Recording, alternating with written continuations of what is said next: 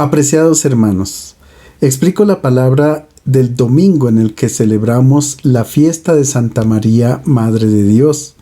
En realidad, en este día la liturgia celebra varios motivos. En primer lugar, la solemnidad de María. En segundo lugar, el Día Mundial de la Paz, propuesto por el Papa Pablo VI en el año 1968. Y en tercer lugar, es el primer día del año civil, y entonces pedimos a Dios muchas bendiciones para el nuevo año. La primera lectura es del libro de los Números, capítulo 6, versículos 22 a 27.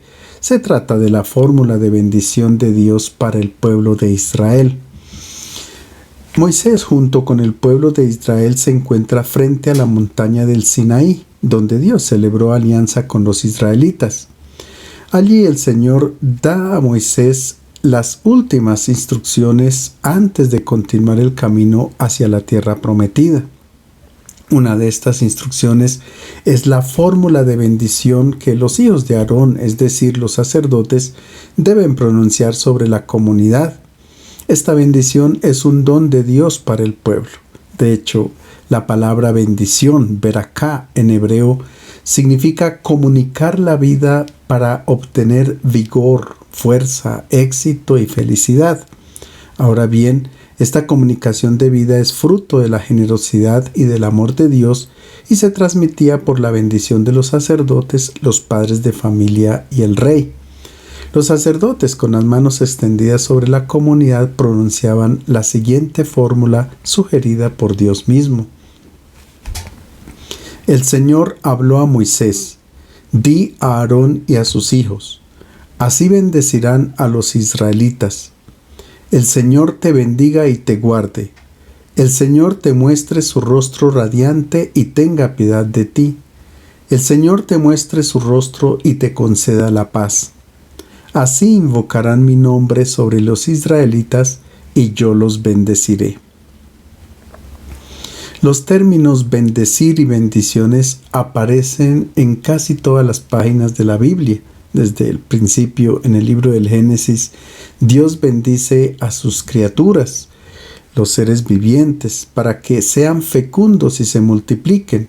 Asimismo, bendice al hombre y a la mujer para que dominen y cuiden de toda la creación. Dios también bendice el último día de la semana, el sábado, signo del descanso y de la alegría perenne. El pueblo de Israel comprendía que Dios los bendecía cuando los colmaba de bienes, cuando concedía prosperidad y salud, triunfos y victorias, lluvias y fecundidad a campos y animales. Por el contrario, las desventuras, enfermedades, carestías y derrotas eran signos de su maldición. Pero raras veces la Biblia habla de las maldiciones de Dios. Se trata de un lenguaje netamente antropológico para describir las consecuencias desastrosas que produce el pecado. No es que Dios maldiga, de él solo viene la bendición, sino que quien se aleja del camino de la vida atrae desventuras para sí mismo. En este sentido, el libro del Eclesiástico dice: al que hace el mal, se le volverá contra él. Nuestro texto presenta la fórmula de bendición en 3 partes, siempre increciendo, y en cada una de ellas se pronuncia el nombre de Dios. Ahora bien, pronunciar 3 veces el nombre de Dios significa actualizar su alianza y recordar sus promesas, pero también sus exigencias. A cada una de las 3 invocaciones del nombre santo corresponde 2 peticiones de favores. A la primera, el Señor te bendiga y te guarde, es decir, que el Señor te comunique la vida y te proteja. A la segunda, el Señor te muestre su rostro radiante y tenga piedad de ti, es decir, que te muestre un rostro sonriente y favorable y te conceda su gracia. A la tercera, el Señor te muestre su rostro y te conceda la paz, es decir, que Dios te mire con benevolencia para que te acoja y te conceda la paz, es decir, la shalom, que significa todos los dones de Dios, bienes, felicidad, larga vida e hijos. Con un lenguaje totalmente humano, el israelita fervoroso pide frecuentemente al Señor que no esconda su rostro y que nunca esté enojado. Pero no solamente Dios bendice al hombre, sino que también el hombre es llamado a bendecir a Dios. El israelita fervoroso comenzaba todas sus oraciones con la fórmula Barú atah Adonai, bendito eres Señor. Y los salmos invitan a bendecir al Señor. Levanten las manos hacia el santuario y bendigan al Señor, dice el Salmo 134. Bendigan el nombre del Señor, pregonen día tras día su victoria, dice el Salmo 96. Ahora bien, la bendición que el hombre dirige al Señor es la respuesta a los beneficios recibidos. Son señal de haber reconocido que todo bien procede de Él, que todo es un don gratuito de Dios. En la plenitud de los tiempos, como dice San Pablo, Dios ha bendecido de una manera inefable a la humanidad, enviando a su Hijo. Él es la Shalom, Él es nuestra paz. De hecho, Pablo exclama: bendito sea Dios Padre de nuestro Señor Jesucristo, quien por medio de Cristo nos bendijo con toda clase de bendiciones espirituales del cielo. Y también Zacarías, el padre de Juan el Bautista, pronunció su bendición diciendo: bendito el Señor Dios de Israel, porque ha visitado y redimido a su pueblo. Necesitamos ser bendecidos por Dios y por los hermanos. La maldición separa y significa rechazo. La bendición, por el contrario, acerca, refuerza la solidaridad, infunde confianza y esperanza. Y Dios nos bendice continuamente, no de una manera mágica, sino comunicándonos su propia vida para que nosotros, a su vez, bendigamos con gestos concretos de amor y de paz, como dice la primera carta de Pedro. No devuelvan mal por mal, ni injuria por injuria, sino por el contrario, bendigan, ya que ustedes mismos han sido llamados a heredar la bendición. La segunda lectura es de la carta a los Gálatas, capítulo 4, versículos 4 a 7. Dios envió a su Hijo para liberar al hombre de toda esclavitud. Por el año 56 después de Cristo se manifestó una crisis en las comunidades cristianas de Galacia. Unos predicadores cristianos de origen judío ponían en duda la legitimidad y la validez del evangelio predicado por Pablo, porque se distanciaba un poco de la manera de pensar de algunos apóstoles de Jerusalén.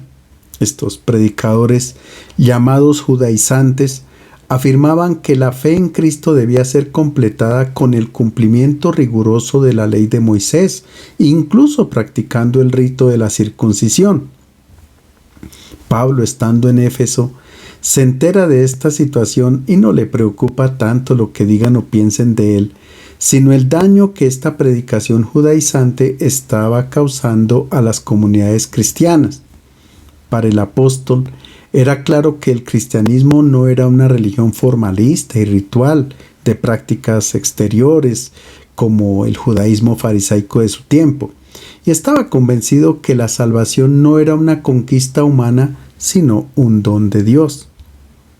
Este es el motivo por el cual Pablo escribe a los Gálatas y los exhorta con cierta dureza para que comprendan que Cristo mismo liberó al ser humano de la esclavitud de la ley.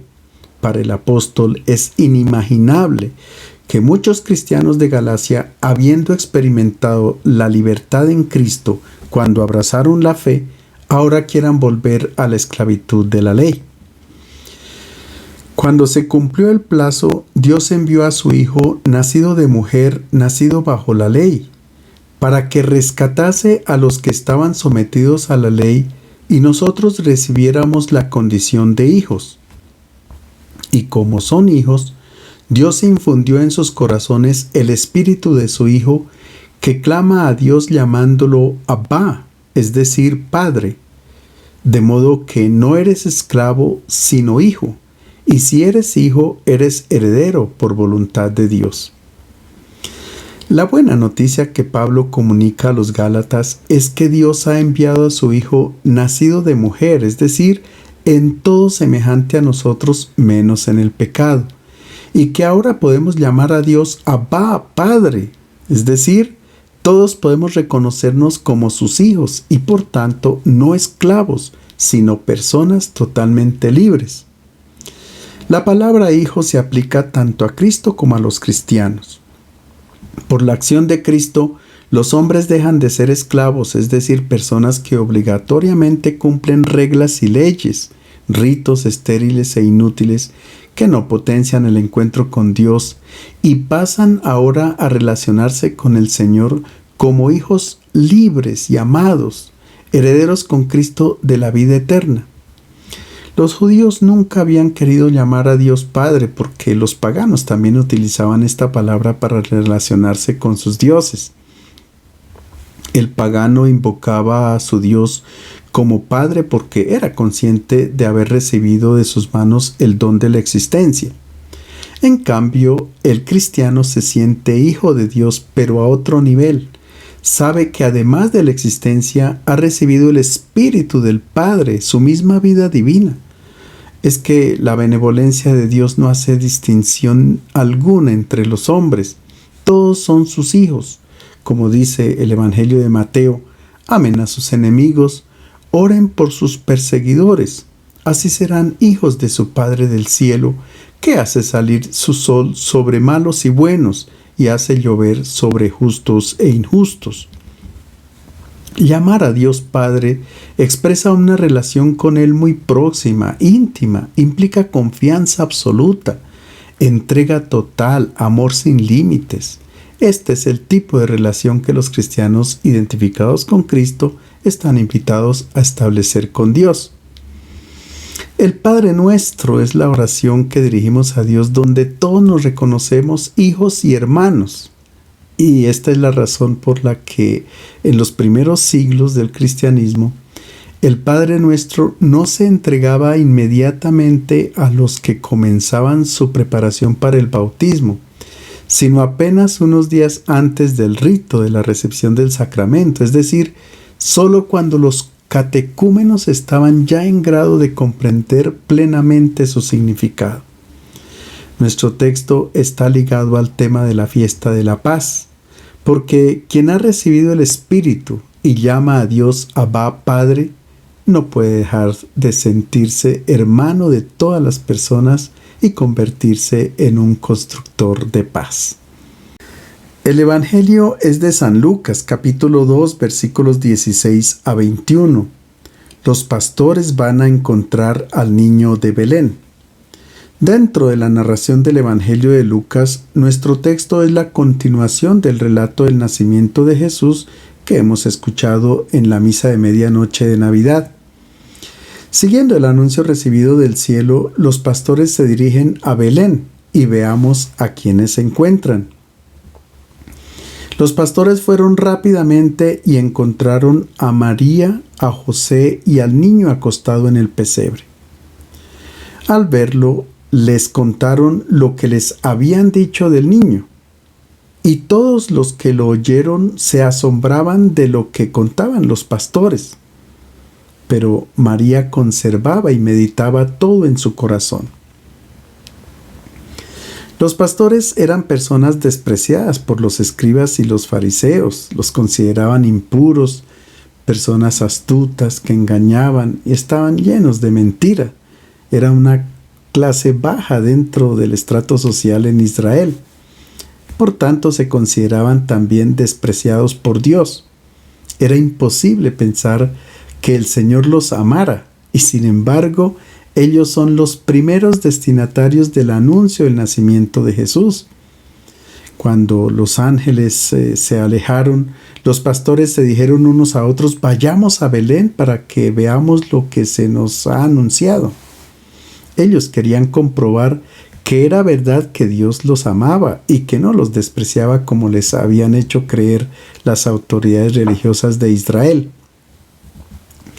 El rostro de Dios que aparece aquí es supremamente respetuoso del ser humano. No se impone, acepta ser recibido o rechazado. Los pastores se animan unos a otros para ir a ver este rostro de Dios que sorprende, porque es una novedad. Y esta es también la novedad de la Navidad, alegrarnos y animarnos unos a otros porque Dios se ha comunicado de una manera muy especial con la humanidad. Los pastores nos muestran el camino para llegar al niño de Belén, que nace humilde en una gruta y acaba también de una manera muy humilde en otra gruta, en el Calvario. Allí también lo visitarán unas mujeres que se llenarán de alegría en la mañana de Pascua. Los pastores van a prisa, como suele ocurrir con los personajes que encontramos en el Evangelio de Lucas. María va deprisa a comunicar la buena nueva a su pariente Isabel. Zaqueo baja rápido del árbol para encontrarse con Jesús porque la salvación ha llegado a su casa. Los pastores, cuando llegan a la gruta de Belén, encuentran una realidad totalmente normal. Ven solamente a un niño con su padre y su madre. Esto que es lo ordinario se convierte en extraordinario, porque en aquel ser débil, necesitado de ayuda y de protección, reconocen al Salvador. No tienen necesidad de signos extraordinarios. Allí no suceden milagros ni prodigios. Todo es muy sencillo. La primera preocupación de los pastores no es de tipo moral o ético. No se preguntan qué deben hacer, qué cambios morales deben realizar en sus vidas, qué ejemplo tienen que dar o qué pecados tienen que evitar. No. Sencillamente se detienen a gozar lo que Dios ha hecho. Después, solo después de experimentar el amor de Dios, estarán en grado de escuchar los consejos, las propuestas de vida nueva que el Padre del Cielo les ofrecerá. Solo así se encontrarán en la condición justa de poner toda su confianza totalmente en Dios. En las representaciones navideñas, los pastores aparecen por lo general de rodillas delante de Jesús. Sin embargo, el texto del Evangelio no dice que se hayan postrado en adoración como sí lo han hecho los Reyes Magos. Los pastores se han quedado simplemente estupefactos y extasiados observando la maravillosa obra que Dios había realizado a su favor. Después ellos mismos han anunciado a otros su alegría, y todos los que los oyeron se asombraban de lo que contaban los pastores. Ellos encuentran a José, que permanece en silencio, que no dice una sola palabra, porque precisamente él también está contemplando el acontecimiento, la palabra que se hace carne, un Dios que se hace un niño. José también era testigo de este acontecimiento extraordinario que se manifestaba en lo ordinario de la vida, incluso en un pesebre, y lo contemplaba en silencio.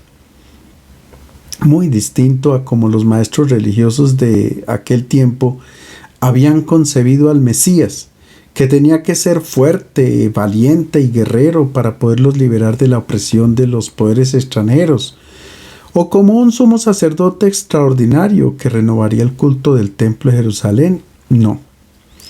Los pastores representan a todos los pobres, los excluidos, quienes casi instintivamente reconocen en el niño de Belén al Mesías del cielo.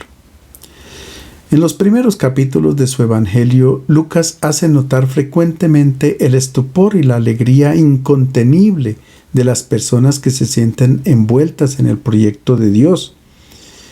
Isabel, al descubrir su embarazo, repite a todos: «Así me ha tratado el Señor cuando dispuso que terminara mi humillación pública». Simeón y la profetisa Ana bendicen a Dios porque les ha concedido ver la salvación preparada para todas las gentes. También María y José se quedan maravillados, estupefactos. Ellos eran unos esposos observantes de las prácticas religiosas de su tiempo, personas puras, no como los pastores. Y sin embargo, ellos también permanecen estupefactos, pero abren su corazón a la novedad de Dios y se sorprenden más adelante cuando Simeón toma en sus brazos al niño y dice: «Será luz para las naciones y gloria para el pueblo de Israel». Lucas también señala que María conservaba y meditaba todo en su corazón, pero la traducción más correcta es que ella guardaba todas estas palabras y ponía juntos estos acontecimientos. Lucas no pretende decir que María retenía en la mente todo lo que sucedía sin olvidar ningún detalle, y tampoco quiere presentar a María como su fuente de información sobre la infancia de Jesús. El alcance teológico de la afirmación de Lucas va mucho más allá. Afirma que María ponía juntos todos los acontecimientos, los comparaba entre sí y sabía sacar el sentido, descubría el hilo conductor, contemplaba la realización del proyecto de Dios.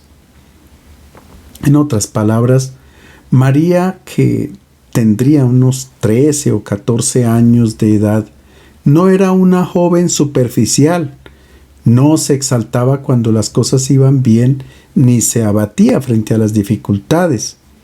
Meditaba, observaba con ojo atento todo lo que sucedía para no dejarse condicionar por las ideas ni las convicciones de la tradición de su pueblo. Se preparaba así para ser receptiva y acoger las sorpresas de Dios.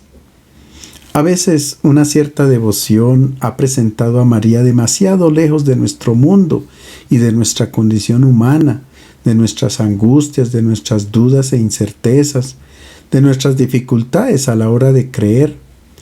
Se la ha envuelto en un cúmulo de privilegios que la han hecho admirable o envidiable, pero poco amada.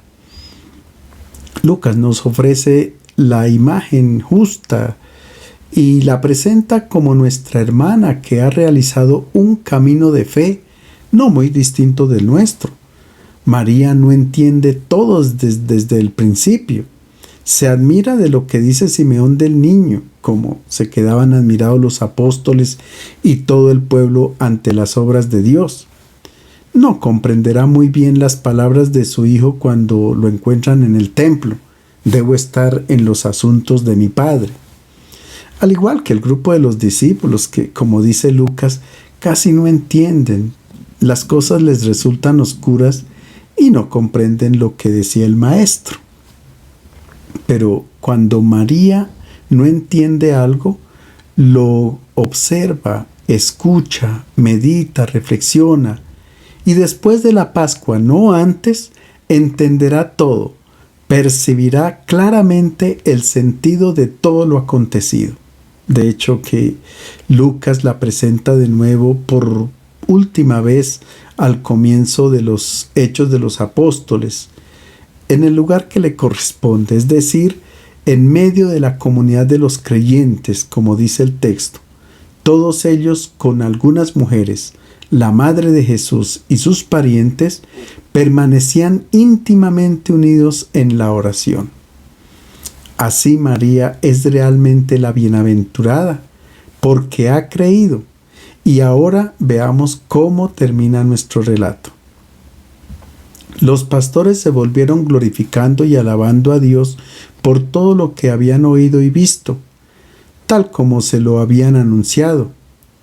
Al 8º día, al tiempo de circuncidarlo, le pusieron por nombre Jesús, como lo había llamado el ángel antes de que fuera concebido.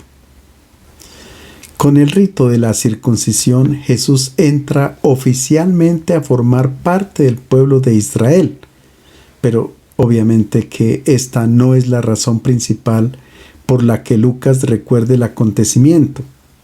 Realmente lo que le interesa es comunicar el nombre que ha sido dado al niño, un nombre que no había sido escogido por sus padres, sino que había sido indicado directamente desde el cielo. En la cultura del Medio Oriente antiguo, el nombre no solamente era un medio para identificar a las personas, distinguiéndolas de los animales o de los objetos, sino que expresaba la naturaleza misma de quien lo llevaba. Así, por ejemplo, Isaac es el hijo de la risa, porque cuando los mensajeros de Dios comunicaron el nacimiento de este niño, Sara, esposa de Abraham, sonrió. Abel significa algo efímero o pasajero, y en realidad Abel duró poco, porque fue asesinado por su hermano Caín. Y un último ejemplo entre todos los que existen en la Biblia. El esposo de Abigail se llamaba Nabal, que significa necio, y ella dice a su marido: tú expresas lo que tu nombre dice, eres necio porque la necedad va contigo. Y si alguien era llamado con el nombre de otra persona, significaba apropiación, hacerlo presente, tener su misma autoridad y reclamar la protección. Teniendo presente este acontecimiento cultural, es fácil entender la importancia que Lucas atribuye al nombre dado al niño. Se llama Jesús, que significa el Señor salva. Y Mateo explica: fue llamado así porque Él salvará al pueblo de sus pecados. Si Dios quería entrar en diálogo con el hombre, tenía que decirle cómo quería ser llamado, indicar su nombre, revelar su identidad. Y lo ha hecho porque, escogiendo el nombre de su Hijo, Jesús, Dios ha dicho quién es Él. Esta es su identidad, aquel que salva, aquel que no hace otra cosa sino salvar. En los evangelios este nombre viene repetido hasta 366 veces, casi para recordarnos que no existe otra imagen de Dios sino esta, que es única, Dios que salva porque es amor y solo amor. Ahora comprendemos la razón por la que en el Antiguo Testamento Dios no permitía que su nombre fuera pronunciado, porque solo en Jesús nos diría quién era Él. Es interesante notar quiénes en el Evangelio de Lucas son aquellos que llaman a Jesús por su nombre. No son los santos, los justos, los perfectos, sino los marginados, aquellos que se encuentran a merced de las fuerzas del mal. Son los endemoniados, los leprosos dicen a Jesús: Maestro, ten piedad de nosotros. El ciego grita: Jesús, hijo de David, ten piedad de mí.